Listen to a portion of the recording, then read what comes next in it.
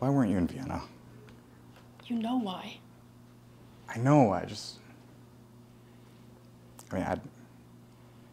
really wish you had been. I really think things might have turned out differently between us. Do you think so? Yeah, I really do. Maybe not. Maybe we would have hated each other eventually. Like we're hating each other right now. Maybe we're only good at brief encounters walking around European cities in a warm climate. God. Why didn't we exchange numbers and stuff? We were young and stupid. Are we still? I guess when you are young, you believe that you'll meet many people with whom you'll connect with, but later in life you realize it only happens a few times. Yeah, and you can screw it up and misconnect. Well, the past is the past. It was meant to be that way. No? Do you really believe that? That we're all fated in some way? I think the world might be less free than we think. That when given these exact circumstances, this is what will happen every time. 2 parts hydrogen, 1 parts oxygen, you're gonna make water every time. No, but what if your grandmother had passed a week later? Or a week earlier? Maybe just a few days? I really think things might have turned out differently between us. You can't think that way. I know, not for most things. But something was off about this one.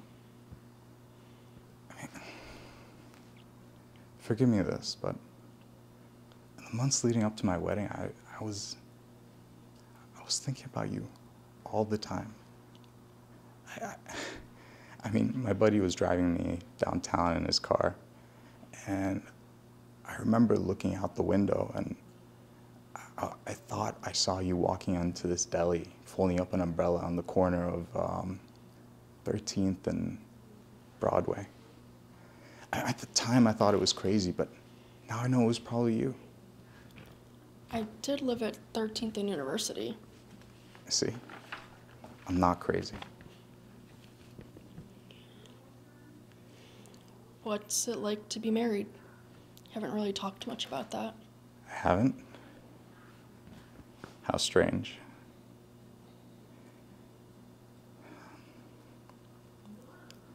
We met in our last year of college. We had one of those on-again, off-again relationships. Like we'd be dating for a bit, and we'd break up, and we start dating again.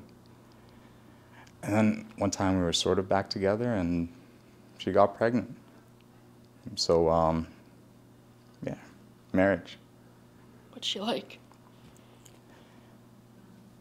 She's a great mom. A good teacher. She's smart, interesting, pretty. I don't know.